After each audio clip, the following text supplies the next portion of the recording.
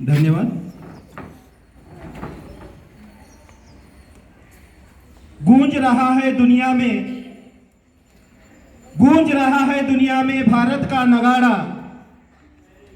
गूंज रहा है दुनिया में भारत का नगाड़ा, चमक रहा आसमां में देश का सितारा। आजादी के दिन आओ मिलकर करे दुआ, आजादी के दिन आओ मिलके करे दुआ कि बुलंदी पर लहराता रहे तिरंगा हमारा, बुलंदी पर लहराता रहे तिरंगा हमारा।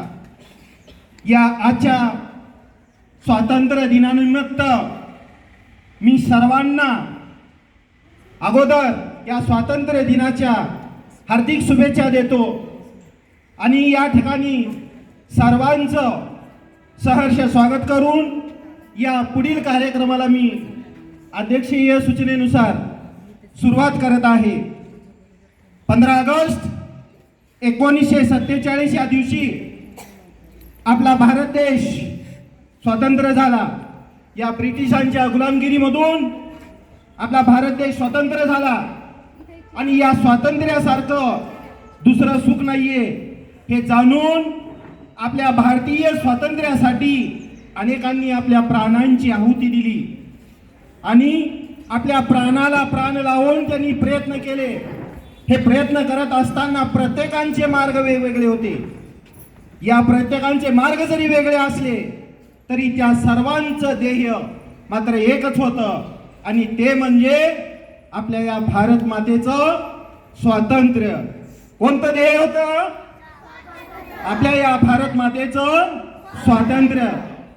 इंग्रजांनी आपल्या भारत मातेवर 150 वर्ष राज्य केलं आणि या काळामध्ये त्यांनी आपल्या भारताचं, आपला इतिहास, आपला पराक्रम, आपला स्वाभिमान हे सर्व काही त्या इंग्रजांनी नष्ट करण्याचा प्रयत्न केला आणि हे प्रयत्न केल्यानंतर आपल्या बऱ्याच अनेक क्रांतिकारकांनी आपल्याला स्वातंत्र्य करण्यासाठी प्रयत्न केला आणि प्रयत्न केल्यानंतर आज मात्र आपण या स्वतंत्र भारतामध्ये काय करत आहोत?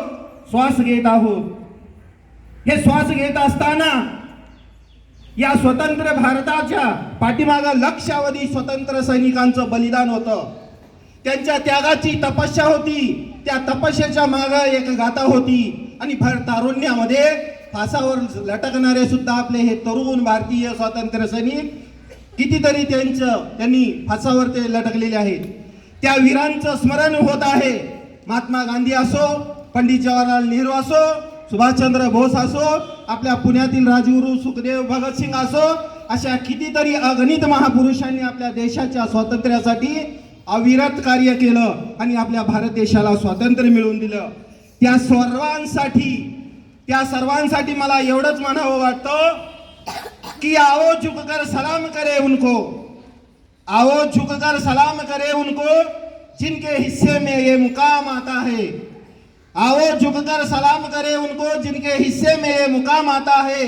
खुश नसीब होते हैं वो कौन जो देश के काम आते हैं, जो देश के काम आते हैं। यानंतर या कार्यक्रमाच्या यशस्वीतेसाठी गरज असते ती कुशल नेतृत्वाची आणि म्हणून कुशल नेतृत्व असलेले व्यक्तिमत्व म्हणजे श्री आदरणीय राजाभाऊ गोलांडे यांना मी अशी विनंती करतोय की त्यांनी अध्यक्षही स्थान स्वीकारावं अशी मी त्यांना विनंती करतोय।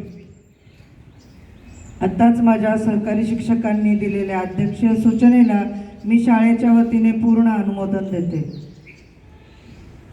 यानंतर आपल्या या कार्यक्रमाला योग्य दिशा आणि मार्गदर्शन करण्याची गरज असते ती प्रमुख पाहुण्यांची आणि प्रमुख पाहुणे म्हणून मी श्री रमेश वराडे सर यांना अशी विनंती करतोय की त्यांनी प्रमुख पाहुणे स्थान स्वीकारावं अशी मी त्यांना विनंती करतोय। आणि या स्टेजवर असलेले वीर पत्नी श्रीमती मंगलाताई तुलसीराम साळुंके, स्मिता मॅडम, चंद्रशेखर पाटील सर या सर्वांना पण मी अशी विनंती करतोय की त्यांनी आपलं स्थान स्वीकारावं।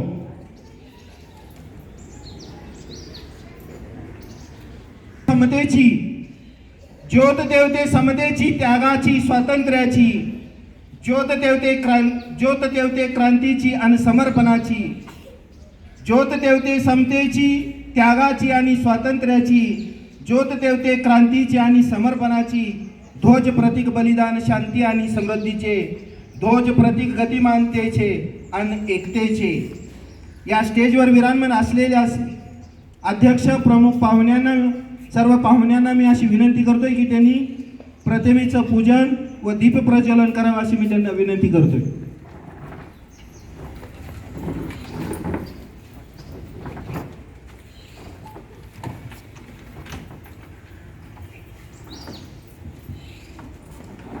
यानंतर विश्राम, परेड, सावधान. जमी पर घर बनाया, जमी पर घर बनाया मगर जन्नत में रहते हैं. जमी पर घर बनाया मगर जन्नत में रहते हैं. हमारी खुशनसीबी है भारत में रहते हैं, हम भारत में रहते हैं. सर्व मान्यवरांना, प्रमुख पाहुण्यांना मी अशी विनंती करतोय की त्यांनी आपल्या शुभ हस्ते ध्वजारोहण करावं.